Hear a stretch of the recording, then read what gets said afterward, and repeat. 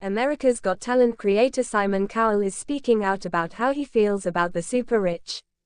In a recent interview, he spoke of the rich and slammed them as being obnoxious.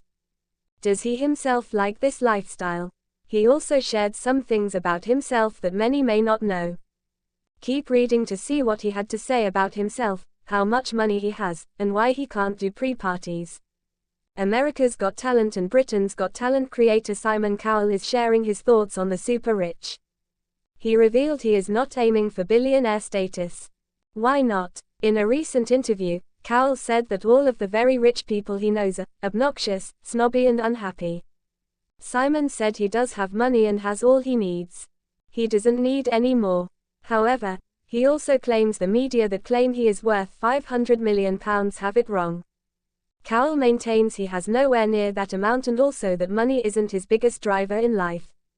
Simon said, "I don't yearn for what I thought I wanted a few years ago because when I was a kid I had no idea of anything like yachts and the Caribbean or private planes. There was one time when he was in his early 40s that he started to chase the dream of having more. However, he said, and I did start to mix with some of those people for a couple of years. And I'm going to be honest with you, I hated it. I didn't like the people." Simon went on to share why he didn't like them. He said, "I thought they were obnoxious, I thought they were snobby. I think a lot of those people thought they were better than other people because they had money, which is ridiculous when you think about it." The Sun shared more about Simon's outlook on money, fame and how he is when he's not on television. Simon Cowell and his fiancée Lauren have discussed their life and how there is no one they know who is filthy rich and still happy. Cowell still has some rich friends and does attend events.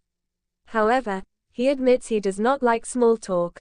As crazy as it seems, Simon said he is very shy and having to talk to people and make small talk is torture for him. Being famous from shows such as America's Got Talent, X Factor and American Idol did help him in social settings.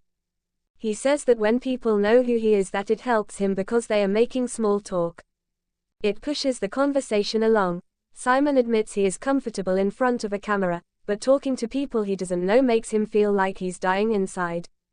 When it comes to fans, Cowell has never turned down a selfie or an autograph. He said, "I always say to everyone I work with, don't ever complain about people asking for photographs or moan about privacy because if you want privacy, be an accountant. If you want to be well known, that's what comes with it." Simon is in better shape now than he has been in years. The 65-year-old even said that when his next birthday rolls around, he will be saying he's a year younger. He feels better and more fit than ever, so why should he continue to age? Introduction. In the glittering world of entertainment, where talent is often measured in applause and ratings, few figures have become as iconic as Simon Cowell. Known for his candid critiques and sharp wit, Cowell has long been a central figure on shows like American Idol *, The X Factor *, and America's Got Talent. Over the years, his outspoken attitude has both endeared him to fans and sparked controversy. Recently, Cowell turned his attention toward a different subject, the behavior of the wealthy elite, whom he describes as obnoxious and disconnected from the realities of everyday people. This commentary reflects a broader cultural conversation about wealth, privilege, and societal values. In this essay, we will explore Cowell's recent remarks, the context behind them, and what they reveal about the evolving landscape of fame, fortune, and human decency. The rise of Simon Cowell, from critic to cultural voice. Before delving into Cowell's recent comments, it's essential to understand his journey. Born in London in 1959, Simon Cowell rose to fame as a ruthless talent judge, known for his brutal honesty. His reputation as a truth teller made him both feared and loved. Over decades, he built an empire, producing hit shows, launching careers, and shaping popular culture's standards for talent. Cowell's persona is complex. Behind his tough exterior lies a man passionate about merit, hard work, and authenticity. His critiques often aim to elevate performers, pushing them beyond their comfort zones. Yet, he has also become a symbol of the entertainment industry's ruthless pursuit of excellence. The context of Cowell's comments. Recently, amidst ongoing debates about inequality, privilege, and social responsibility, Cowell voiced his frustrations during interviews and social media posts. He criticized a segment of the wealthy demographic, particularly those who flaunt their riches, act entitled, and dismiss the struggles of ordinary people.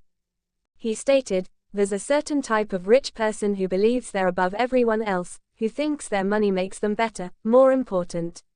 That's obnoxious. It's an attitude that's out of touch with reality and disrespectful to the rest of society." His words struck a chord because they resonate with a broader societal critique, that material wealth can sometimes corrupt moral values and empathy. Analyzing Cowell's critique of the wealthy. 1. The nature of obnoxious wealth. Cowell's description of obnoxious, rich people refers to a specific behavior pattern, excessive flaunting, entitlement, and lack of humility. In many cases, this manifests in ostentatious displays of luxury, dismissiveness toward service staff, or dismissive attitudes toward those less fortunate. This behavior feeds into a narrative that wealth equals superiority, fostering resentment and social division.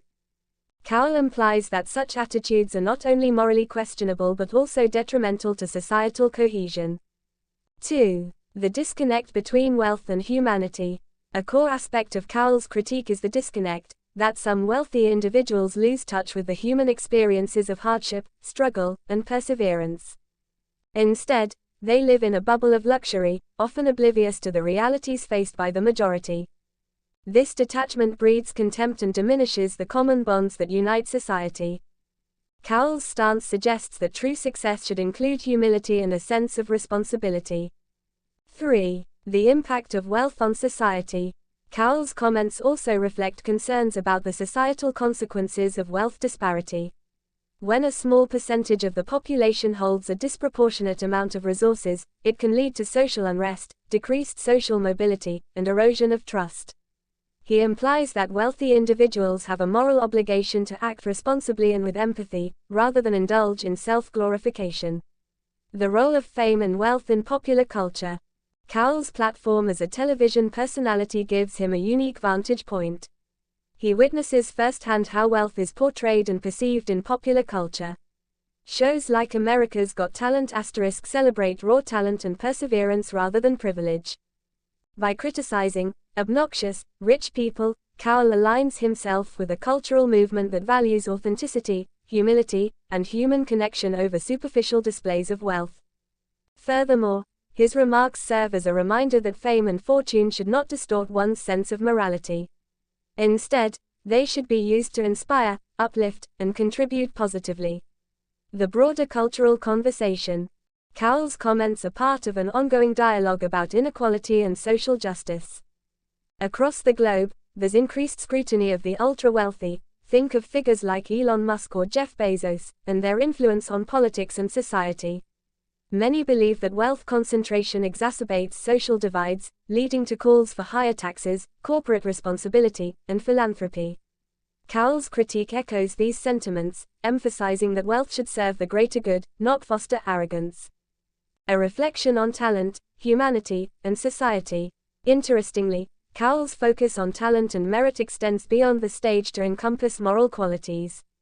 He has often spoken about the importance of kindness, perseverance, and authenticity.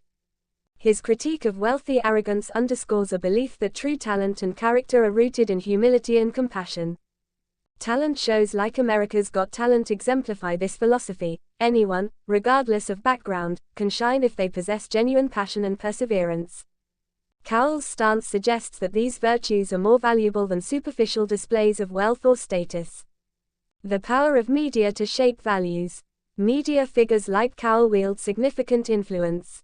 Their words can challenge societal norms and inspire change. By calling out obnoxiousness among the wealthy, Cowell encourages viewers to reflect on their own values and behaviors. Moreover, such commentary can prompt wealthy individuals to consider their social responsibilities. In a world increasingly aware of economic disparities, public figures' advocacy can foster greater empathy and social cohesion. Conclusion. Simon Cowell's recent remarks about obnoxious, rich people serve as a potent reminder of the importance of humility, authenticity, and social responsibility. In a culture obsessed with wealth and status, his critique challenges us to look beyond superficial appearances and value the qualities that truly define humanity. His outspoken stance resonates with a broader societal desire for fairness, empathy, and genuine talent. Whether on stage or in life, Cowell's message encourages us all to strive for greatness not just in achievement, but in character. As we navigate an increasingly complex world, perhaps the greatest talent of all is the ability to remain humble, compassionate, and true to our values, qualities that money cannot buy but that enrich our shared human experience.